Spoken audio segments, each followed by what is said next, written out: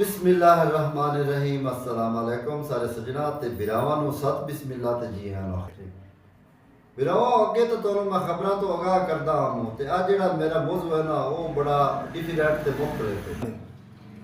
मैं अज बैठा ने अपनी बुक लाइब्रेरी दे विच जिवें जिवें जदीद टैक्नोलॉजी आउंदी पई है ना उवें उवें असीं इन्हां किताबां तो दूर होंदे जांदे हां। किताब सब तो बेहतरीन ते तुहाडा अच्छा दोस्त है ते ये बेहतरीन तुहाडा साथी भी है। किताब बीनी एक ऐसा मशगला है कि किताब बीनी एक ऐसा दिलचस्प मशगला है जिहड़ा कि तुहानूं सारी दुनिया दी सैर करिंदा।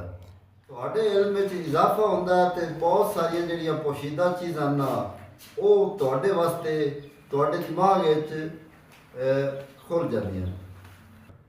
मेरा जिहड़ा मशगला है ना मेरा जिहड़ा शौक है वो है किताब बीनी।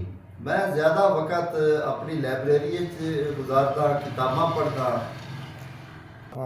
इत्थे मेरे कोल ना मुख्तलिफ मौजूआत ते किताबां ते एक किताब मेरे कोल जिहड़ी है ना वो मैं तुहानूं लिखना उहदा जिहड़ा टाइटल है एटॉमिक हैबिट्स। अगर तुसीं इस किताब नूं पढ़ लो ना तो दुनिया की कोई ताकत नहीं जिहड़ी तुहानूं तरक्की तो रोक सके।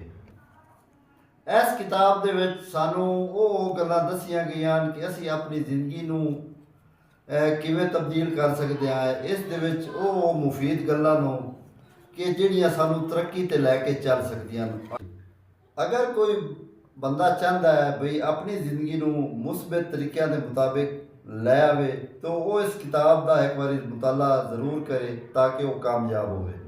मेरा मकसद ये नहीं भी मैं कोई किताब की पब्लिसिटी कर रहा। मेरा मकसद किताब की कोई मशहूरी करना नहीं। मेरा मकसद ये नहीं भी असी ये कोई किताब की मशहूरी करिए। सिर्फ एक गल मैं ये बिरावां नूं जरूर आखसां भी साडी जिहड़ी जिंदगी है ना वो बिल्कुल रिमोट कंट्रोल हो गई है, बड़े तेज़ हो गया है। असी इन्हां किताबां तो दूर हो गए हैं, मोबाइल को असां अपना लिया है। मुताला जिहड़ा है ना वो असी किताबां दा नहीं करते, किताबां नहीं पढ़ते। इसे वजह तो जिहड़ा असी पिछा है। तो मैं ये जरूर आखसां भी तुसीं ये किताबां भी पढ़ो तो तरक्की भी करो। मरका जिहड़ा मैं है ना मैं एक सादा जी जिंदगी गुजारन दा आदी हाँ। तो मैं जिहड़ी अपनी जिंदगी है ना उहनूं 3 हिस्सिਆਂ डिवाइड किया होया, तकसीम किया होया। मैं अपनी जिस्मानी सेहत नूं तंदुरुस्त रखने वास्ते तवाना रखने वास्ते मुरबे का काम करदा। मैं राह बिरावां कोई नहीं रखिया होया।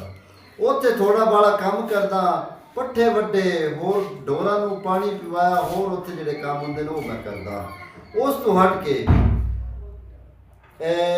अपने जिहड़ा दिमाग है ना उहनूं मतलब तंदुरुस्त रखने वास्ते तवाना रखने वास्ते फ्रैश रखने वास्ते ਇਹ ਜਿਹੜੀਆਂ किताबां ना ये मैं लाजमी पढ़दा।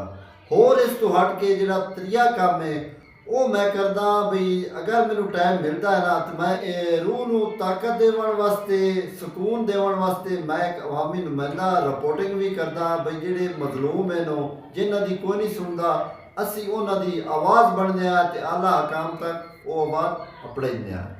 ये मेरा बिराओ आज दिल किया मेरा भी मैं किताब बीनी ते तुहानूं दस्सां बई किताबां दे की फायदे नो एक बेहतरीन दोस्त नो।